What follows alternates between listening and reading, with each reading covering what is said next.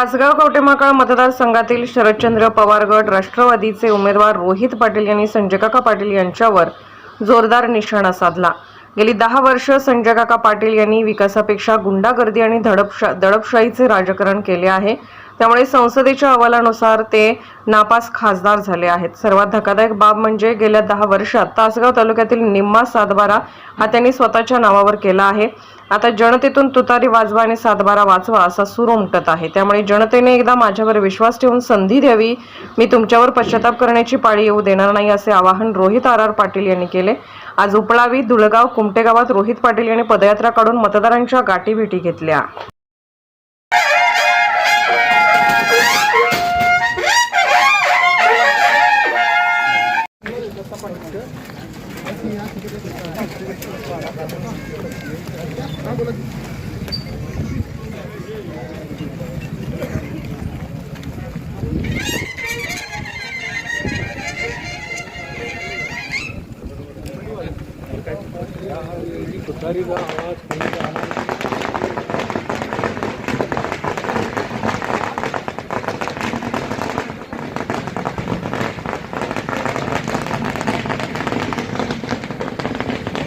हे नेहमी उजवा हे आपल्याला बघायला मिळतं। आपल्याही गावामध्ये अनेक कोट्यावधींची कामं केली गेली आणि ही कामं करत असताना आपल्या सर्वांचं हित हा दृष्टिकोन डोळ्यासमोर ठेवून आपण सर्वांनी काम करण्याचा निर्णय घेतलाय।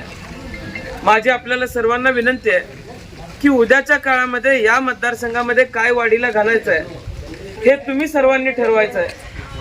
उद्याच्या काळामध्ये मतदारसंघामध्ये मोठ्या प्रमाणात निधी आणून विकास कामं करायची आहेत का उद्याच्या काळामध्ये संबंधित उमेदवाराची गुंडगिरी आणि दडपशाही पोसण्याचं काम, या सरकारच्या दडपशाही पोसण्याचं काम आपण सर्वांनी करायचं आहे का, हा प्रश्न मी आज या ठिकाणी तुम्हाला सर्वांना विचारतोय। या मतदारसंघातल्या लोकांच्या आणि सुज्ञ जनतेच्या सतसत विवेक बुद्धीवरती आम्हाला संपूर्णपणे विश्वास आहे की आतापर्यंत चांगल्या विचारांच्या मागे राहण्याची भूमिका इथल्या लोकांनी घेतली आणि या पुढच्या काळातही इथली लोक, इथली सर्वसामान्य माणसं आमच्या पाठीमागे उभं राहण्याची भूमिका घेतील। आज आपण सर्वांनी एक गोष्ट लक्षात घेण्याची आवश्यकता आहे।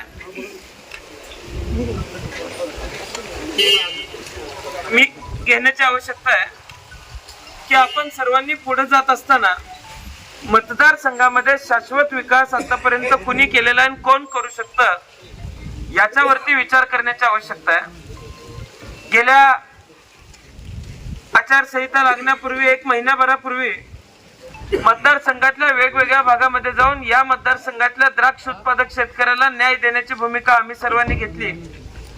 आज द्राक्षाच्या बाबतीमध्ये फार मोठ्या प्रमाणात अनास्था सरकारच्या धोरणांमुळे निर्माण झालेली आहे आणि असं असताना आपण सर्वांनी आपल्या पद्धतीने आवाज उठवला पाहिजे, आपला आवाज मुंबईला पोहोचवला पाहिजे।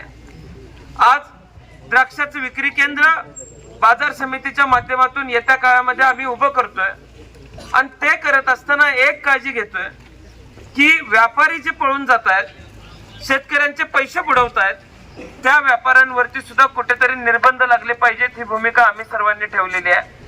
आणि त्यासाठी मधल्या काळामध्ये प्रत्येक जिल्हा परिषद गटाच्या ठिकाणी आम्ही बाजार समिती, पोलीस आणि त्याचबरोबर शासनाच्या वतीने सुद्धा कोणीतरी प्रतिनिधी असावं म्हणून सांगलीला या सगळ्या घटकांना एकत्र आणत, पालकमंत्र्यांना एकत्र आणत आम्ही यावरती काहीतरी मॉडेल तयार करण्याचा प्रयत्न करतोय। त्यामुळं उद्याच्या काळामध्ये शाश्वत विकास कोण करू शकतोय हे आपण सर्वांनी ओळखण्याची आवश्यकता आहे। मतदारसंघामध्ये MIDC आणण्याचं काम हे आबांच्या हातून होणार होतं, पण अनेक लोक आडवं पडली, त्याचं श्रेय आबांना मिळतंय म्हणून अनेक लोकांनी MIDCच्या कामामध्ये खोडा घालण्याचा प्रयत्न केला। पण आम्ही सर्वांनी निर्णय घेतला, आम्ही सर्वांनी चंग बांधला की आबांचं हे राहिलेलं स्वप्न पूर्ण करण्याच्या दृष्टीने आपण काम केलं पाहिजे। महाविकास आघाडीचं सरकार असताना सगळी कागदपत्रांची प्रक्रिया पूर्ण करून घेत आपण सर्वांनी मोजण्या पूर्ण करून घेतल्या आणि जानेवारी महिन्यामध्ये जे लोक विरोध करत होते त्या लोकांच्या छातीवरती पाय ठेवून आपण त्या ठिकाणी MIDC मंजूर करून आणण्याचं काम केलं आणि आबांचं स्वप्न पूर्ण करण्याच्या दृष्टीनं काम केलं। येत्या काळामध्ये मतदारसंघातल्या हजारो तरुणांना त्या MIDC मध्ये चांगल्या कंपन्या आणून काम देण्याचा प्रयत्न आमच्या सर्वांचा असणार आहे आणि आपण सर्वजण आम्ही काय काम केलंय, काय करतोय आणि काय करणार आहे हे लोकांना सांगून लोकांची मतं मिळवण्याचा प्रयत्न करतोय। पण समोरचा उमेदवार आज जिथं उभारतायत तिथं त्यांनी काय केलंय हे सांगायचं धाडस सुद्धा त्यांच्यामध्ये नाही, कारण लोकसभेच्या 10 वर्षाच्या कार्यकाळामध्ये त्यांनी मतदारसंघामध्ये किती निधी खर्च केला, एकूण एक संस्था अहवाल तयार करते, त्यामध्ये देशातल्या सगळ्या खासदारांच्या बाबतीमध्ये अभ्यास केला जातो, त्यामध्ये नापास खासदार म्हणून आपल्या खासदारांचं नाव घेतलं गेलं। ही सांगली जिल्ह्याच्या राजकीय इतिहासाच्या दृष्टिकोनातून शोकांतिक आहे। त्यामुळे आपण सर्वांना विनंती करतो की उद्याच्या काळामध्ये तुमचे आमचे प्रश्न मांडणारा माणूस तुम्ही निवडून द्यायचा आहे, सर्व समाज घटकांना एकत्र घेऊन जाणारा माणूस तुम्ही निवडून द्यायचा आहे, चांगल्या विचारांच्या पाठीशी सर्वांनी उभारलं पाहिजे। ही भूमिका उपळावी गावातील सर्व ग्रामस्थ घेतील हा विश्वास सुद्धा मी आज या ठिकाणी व्यक्त करतो। मतदारसंघातली जनता ही गुंडगिरीच्या आणि दडपशाहीच्या विरोधात आता एकत्र झालेली आहे।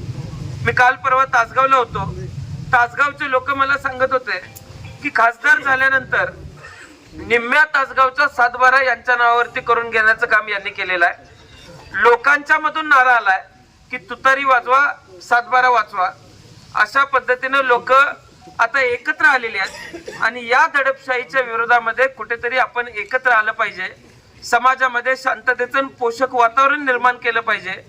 आपण जर शांततेचं आणि पोषक वातावरण जर निर्माण केलं तरच भविष्यामध्ये आपल्या MIDC मध्ये चांगल्या कंपन्या येऊ शकतील, अन्यथा असुरक्षित वातावरणामध्ये या कंपन्या येणार नाहीत। हा सुद्धा दृष्टिकोन आपण सर्वांनी डोळ्यासमोर ठेवण्याची आवश्यकता आहे। त्यामुळं येत्या काळामध्ये शिक्षण, आरोग्य या क्षेत्रामध्ये काम करत असताना शिक्षण म्हणलं की फक्त शाळा चांगल्या बांधण्या नव्हे तर त्याच्याही पुढे जाऊन काम करता येतं। दवाखाना म्हणजे फक्त दवाखाने चांगले बांधणं नव्हे तर त्याच्याही पुढे जाऊन काम करता येतं। हे पुढच्या 5 वर्षाच्या कार्यकाळामध्ये मी या मतदारसंघाला निश्चितपणाने दाखवून देईन आणि आपल्याला सर्वांना विनंती करतो की आपण जर सर्वांनी माझ्यावरती विश्वास ठेवला तर पुढच्या 5 वर्षामध्ये तुम्ही मला मत दिलं म्हणून पश्चातापाचा कुठलाही क्षण तुमच्या वाट्याला येणार नाही याची काळजी मी घेईन आणि एवढं चांगलं काम मी या मतदारसंघामध्ये करून दाखवेन एवढाच विश्वास मी आज तुम्हाला सर्वांना देतो। येत्या 20 तारखेला 1 नंबर मशीनवरचं 1 नंबरचं बटन दाबून आपण सर्वांनी आपलं चिन्ह तुतारी वाजवणारा माणूस या चिन्हासमोर बटन दाबून भरघोस मतांनी आपल्या उमेदवाराला निवडून आणण्याचं काम करूया, एवढीच विनंती।